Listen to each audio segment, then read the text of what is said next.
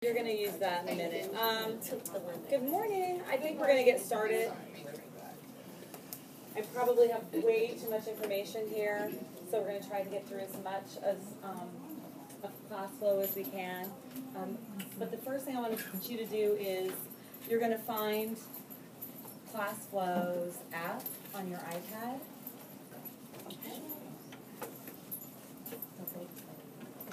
So it's a student one. It should say Classflow student. Normally has a red student. Where's the student? Wow. Where is it? It's Probably, I'm not sure where it's at within the folders. Probably classroom. okay. All right. Okay. Thank you. Yes, there it is. Yeah, there you go. All right, so today we're going to be using Classflow, learning how to use Classflow, what are the benefits of using Classflow, what is Classflow. So the first thing you're going to do, and I probably have these cards backwards, as I want you to, once you go into Classflow, it'll give you yes, this is my iPad, or no, this is not, so this is obviously not your iPad, so please select no. And then it's going to tell you, no, I share the iPad. I don't use it all day long every day. But for this one, I normally tell the students, it's like, do I have the same teacher?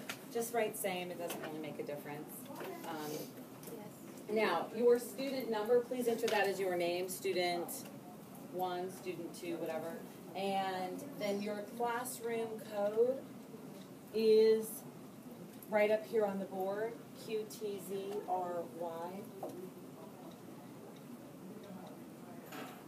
And if you were to create Classflow and log in and create a lesson in Classflow, you create a classroom. I'm going to go over this a little bit more.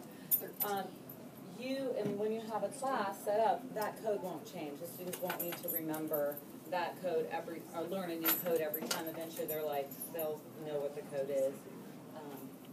But it does generate its own code, and then it'll be that code for as long as you have that class, unless you change it. So once you're logged in, you should probably have an objective. Does everyone have that code? Once you're logged in, you probably have an objective, a different card up there than what I have on the. Oh wait, I'm going to. You're logged in. Choose your student. So if it says student 10, choose student 10. I'm sorry. A student with that name is already connected. So what is your student number? 1. And you're already connected? An app updated. Please restart. Just select that.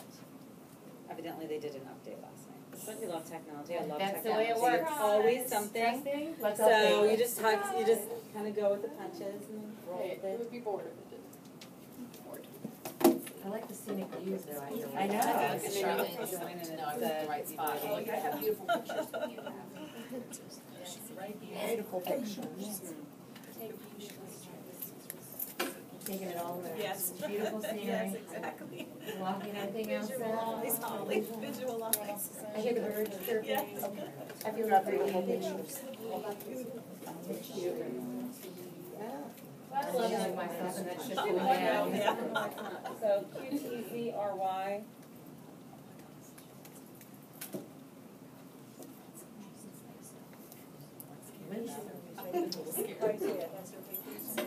Let's try one. Okay. Just exit. Don't type in your name. Just type in the code. Join. And then select.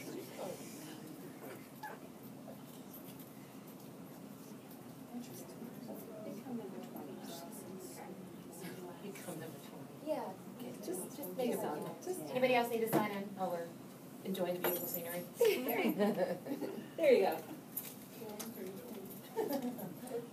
All right, so There we go. So on your app, you should hopefully have our objective. The learning target for today is to utilize technology to get immediate formative assessments during an engaging lesson. So that's what I want you to be able to get out of this lesson, and for your students, if you choose to use Classflow, to get out of any lesson you use with Classflow, barring new technology. Screaming to you, Barry. connected your device to this lesson, and you will enter the code QTZLY. So I'm going to let you see very quickly. It doesn't play on yours. I wanted it to play on yours, but it won't. A quick, very fast 1-minute preview of what Classflow is and how useful it can be. We're going to go over a lot of these.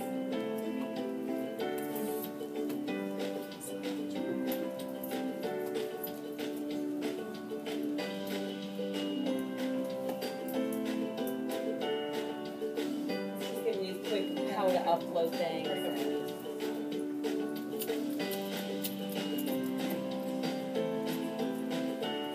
Importing pictures, videos, web pages.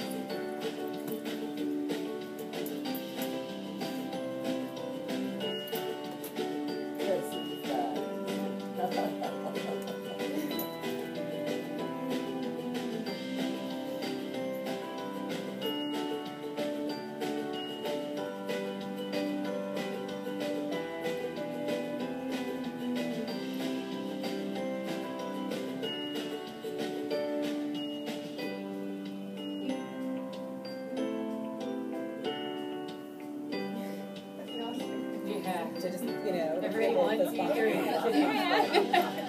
You know somebody in the back. It's wonderful, great.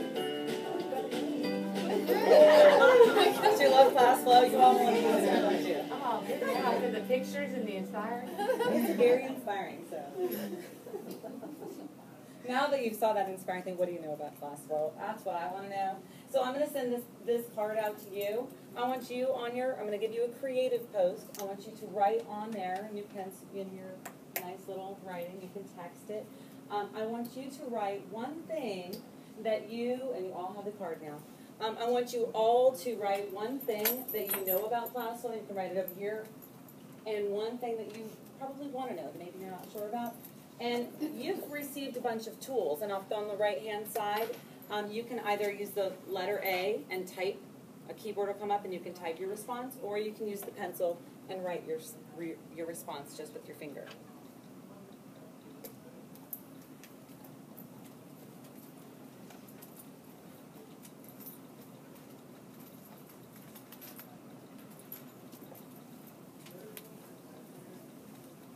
And as soon as you've finished, press the green button in the upper right-hand corner, and that'll send the card back to me.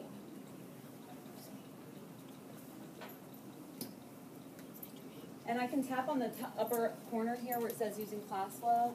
There's a little, whenever I send a card out and a response card, there's a little, I don't know, status bar, if you will, that tells me how many students, or it changes colors as students respond. And I can look at the bottom here, if I tap on that, and see this card starting to pop up.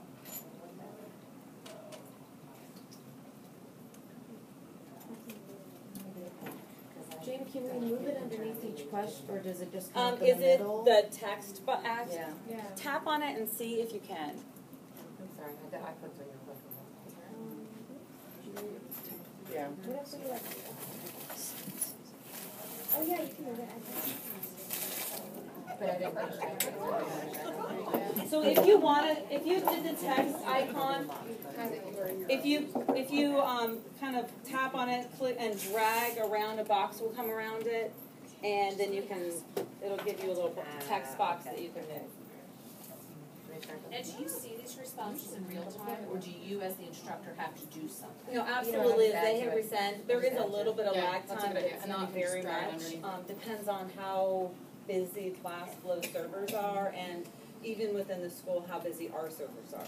Will be on complete things. So will what I'm upload. seeing at the bottom, are those are all These are our actual papers. responses. Or So our- okay. someone says you can use it to remediate, imports, how to do it. I've seen it, so that's it. They've seen it. I want to know what implications this has for my work. Would teachers like it as I shared info? Yes, it's me. That's Okay. fine. And yes, so I do have it's kind of hard for students to see unless they're up on top, but you can see student 6. I can see as a teacher, I know which students have responded based on the card numbers. And I can also preview them to see if there are certain ones that I may not want to share, or if I don't need to go through every card if I notice that everyone pretty much has a similar response. But we can always flip through them. But I can keep this information to use later. Maybe I don't want to go through all of them. We're going to sample 3 and then move on to the next. So it looks like some of us give some examples when you used it, what subjects, helps with instructive, it's interactive. So It's not good if you have long nails. no, with that, probably not. That's when you need to get a stylist. All right, so it looks like we want to know, we know that it's interactive, we might have seen it, but we want to know basically what are the implications, why would we want to use it, and how are we going to use it. So we're going to go back, I'm going to stop my poll. So I'm sorry if you're still typing. Try to wrap it up and hit send. That's as any students, you know. Number 10. I'm going to walk you through how to do some things, and then I'm going to give you some assessments, which you love, I'm sure. But that's good for you to see as the teacher how students would actually use them. So I'm stopping the poll. If you're just coming in, I can put the code up if you're not sure what the code is. We've got it. Awesome, thank you. So when you join Classflow, you're going to log in. You can use your school email. You're going to log in and create an account. And then you're going to want to log in, and you're going to want to create a class. You go to class. Very simple. This is very user-friendly. If you're familiar with Promethean, raise your hand if you use Promethean. Do you use Promethean? Of course you do. How many of you have flip charts? You have like years, 3, at least 5 years of flip charts saved up. That's how long we've been using it. Every single flip chart, and I'm going to get into this, every single flip chart you've ever created can be instantly, you just upload it into Classflow, and now you have active lessons. But now your students, these lessons you've already created, now your students can use them on an iPad, and you can get the assessment. It's a little bit more interactive than those active expressions. You can change up your questions. You can be a little bit more interactive with it. And I'll go over that later. But you're going to want to have a class. And the reason that you're going to want to have a class, and you can look through that, that's all on your screen. When your class code is created, like I said to those of you who are in here, this code is going to remain active until the end date. And this is the code that you're going to be used by your students to connect to lessons. Also, if you need to have classes with student names or student IDs, put into your account, because when you do have assessment questions in there, and you end up putting assessment questions in there, you're going to record that. Students that aren't logged in with a student number won't be able to take the assessment. And because the reason you're giving them an assessment, not just formative data like I did at the first card, but assessment questions is so that you can take that for either good take-home formative information or even maybe summative information that's identified for that student. So when you do a class, you're going to want to create a class, and then you can very simply add students to it. So the benefits, and this is what I was saying, it's easier for your students to join when you've created a class, and also all of your assessment data is stored, so you can go back and review that assessment data. Would you use their student ID number? I would say every year, if you go to my classroom, I have room 43 is one of my classes, and I have all my student names, so they can just see Landon C, and he selects it. And the students they love seeing their name at the bottom, and they don't feel judgmental, and their questions, their assessments, when it's a question that's student-driven, it's separate than the stuff that's going to be posted on here all the time. Does that make sense what I'm saying? Mm-hmm. So they're not going to say, and it depends on how your classroom is set up. My kids aren't very mean about, that one. That's not my environment, so they don't pick on each other for that. I'm sure your class is the same. But yeah, that's how I do it. For this one where it says I'm in a training class, and I did student numbers, like student 1, 2. And you can set that up any way you want. Jamie, can they do this at home? So, like, if they have an iPad, for example, you were saying the flip charts, for them to review, if they have an iPad at home, can they bring it up? Classflow's no. Classflow's student is only active when I, as the teacher, have assigned a lesson, like I'm presenting a lesson, then the students can be interactive with that lesson. But that's when you go into your class next week, that I'm going to be going to, is going to be really awesome when you're going to Ted. Okay. So, where within Lesson Builder now, so let me get going. So now we're gonna build some lessons. So I'm gonna teach you how to build lessons because you're in student and you're not logged into a laptop. It's much easier to create Classflow lessons on a laptop where you have access to your files and that. So it's not something that I'm going to be creating on an iPad, but I'm going to be implementing with the students on iPads. Okay, so when you're in and you're logged in as yourself on the computer, you're going to go to Lessons tab, and you're going to go to the plus. And then from when you go to the plus, and I think you all have that card duplicated on your screen, am I right or wrong? Is that screen on your, let me send it to you. So anytime you want to send a card that you're working on, is that the right one? 541 or 40. Just put a number. There you go. You don't have that card now?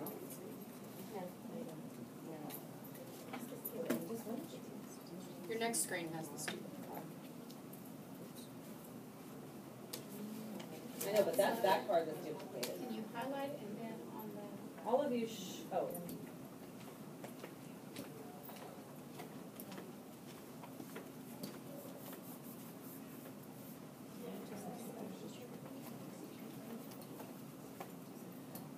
Oh, that's what I was saying. Thank you, excuse me.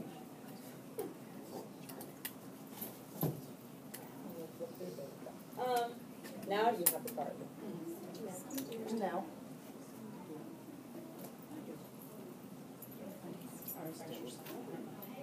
This is just selling itself. All right, send pictures. Air. Sorry. teacher notes? On the right side, It won't let me drop down. What? on the right side of where the hand is, below the hand, can you just press that, the arrow? All the way to the right. All the way on the right, on the toolbar. You're just going tools. Underneath the, I don't know if you can try that. Oh, There there we go. we go. Sometimes it works. A lot of times they'll just, anyway, they keep modifying this a little bit.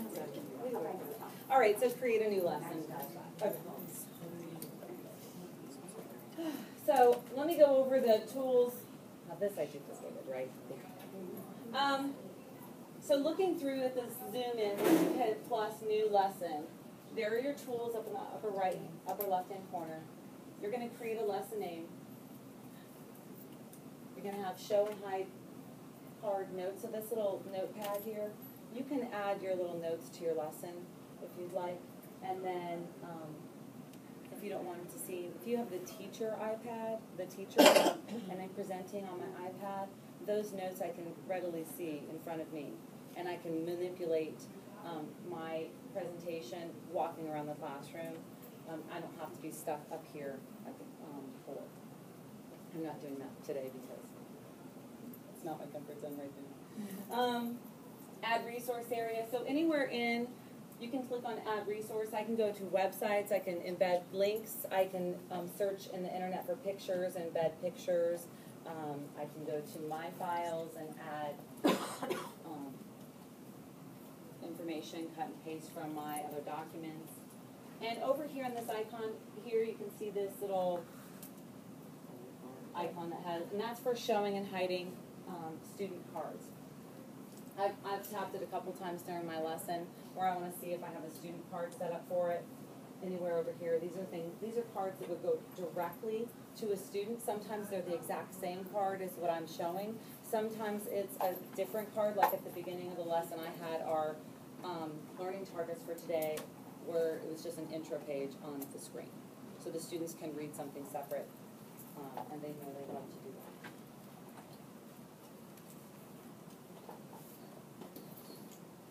So.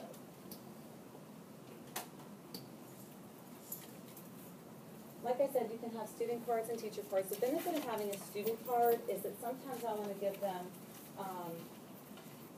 other information. I want to give them an up-close picture. I want them to have some think time on something while I'm giving a little other instruction. And I have students that read faster, or maybe I just want the intro card, like I said, an intro card up here for, introducing the lesson or giving them, today we're going to be doing this, and they have a question that they can start reading as soon as I tell them to. So that's the benefit of that. When you're building a lesson, they've come a long way. For the longest time, they didn't have an eraser, and I really hated that. So we wrote a lot of people wrote notes. I was one of them that said, sent to the company, said, why in the world do you not have an eraser? Because I loved Promethean, the fact that you just erase whatever the students can erase. And they had an undo button, which you can imagine how frustrating for students it was when they did all their work and then they got something wrong. They can either color over it in white, or they had to hit undo and then they lost everything. So it's very frustrating. They now have an eraser, so it's great with that. This little icon here is for a link, text, shapes, undo, read the basic tools. So, I'm going very quickly. But now I want to see what you know. So on your card, you should have. No, this is going to be their test your knowledge. So you should have some questions on this. So I'm going to start the question set. So down here, if you notice, there was a little icon. There's 3 questions. So I clicked on the same icon, the tool, which looks like a little comment field, and then it's brought up the questions, and I said start question set because I've already input 3 questions. So you have 3 questions on that card that are for you to answer. And this is what you could do for students. Once you've gone so far in your lesson and you want to have a stop and check, you can create with the assessment builder, you can create questions and link them specifically to cards. And then when you get there, you can start that. It's just like if you were in Promethean with a flip chart and you've built questions already, polling questions. Don't take too long. I mean, you can look through and see them. I just provided a bunch. The first one's multiple. I think it's putting them in order. Sorry, I'm so excited. Technology enhanced. Yes, technology enhanced. When you get to the next, set of questions, you're going to see passage and then question. It looks like It's question 1 out of 3. randomized. It's a screen. Gotta be on the arrow. Yes, it is randomized, so not all of you will have the same question at the same time. Circle the button.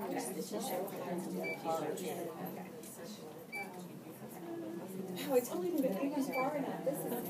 This is great. It's down here.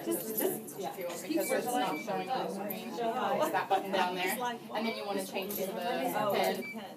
So you're going to want to have the pen to circle and then just hit submit. That would help. See, it's not like. Do you have the pen, Holly? Yeah, I do. Changing colors. No, that's what I did when I tried to slide it last time. It did on each one. On the one that you have to circle, the one just moving. Did you have your finger on multiple spots? That little paper? No, it's down at the bottom. You actually have to move the page up to see the button. So once you've done, once you're finished with your question set, it goes back to the pretty pictures. Yes. That was the one. That was a trick question because the screen didn't have it on it. You have to scroll down the screen. Oh, was it hard to see it? This is my 5-minute warning. Where is it? Is it 9? Okay. So hopefully you can go ahead and just kind of flip through. You should have seen that one was kind of technology enhanced where you had to put them in order. Then one was physically taking it and circling. That was a creative poll where you can have pictures, have the students you can have them, say you're in 2nd grade and you're doing, or whatever, and you're doing life cycles, and they have to put them in the correct order, or retelling of a story, sequencing of a story, and you have pictures, and you make them on a card, you send them a card, put all of the events in the correct order, and you have pictures to represent the events. Now, your students do this, kindergarten, 1st, 2nd, any grade level, can do that creative poll, or write the word, write an adjective. I don't know, anything you want to do, you can have them send them a card and get instant feedback or assessment data that you want to look at later. We're going to move on just a little bit. So we're going to go quickly through this since I only have 5 minutes. I'm going to stop. Is anyone still calling? I'm going to stop you, sorry. And we'll look at adding resources. I'm going to try to talk a little bit faster. It is recording, but I'm also going to attach a link to our Edmodo site so that I'm going to share this. So if you want to look through it slower, you may. There's also YouTube channel for Classflow. It has individual tutorials for each thing you want to do, how to build assessments, how to join classes, how to add resources. Look through them. They're very informative, and it's not just the music playing. It's a quick 1 minute, and you see everything you're supposed to do. They do go through it. And what's nice is a lot of them are British.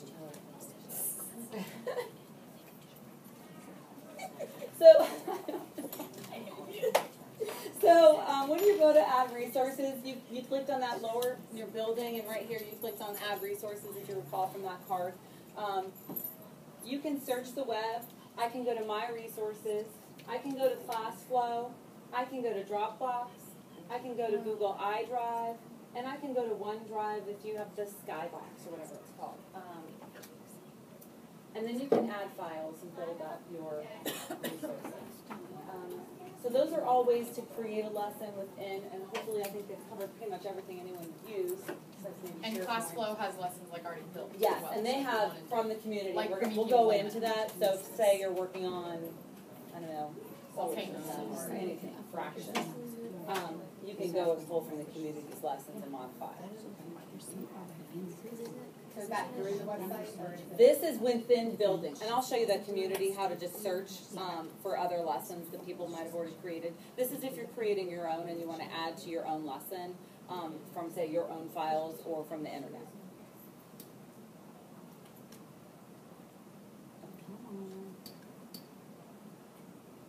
So that's just adding resources, how to do that.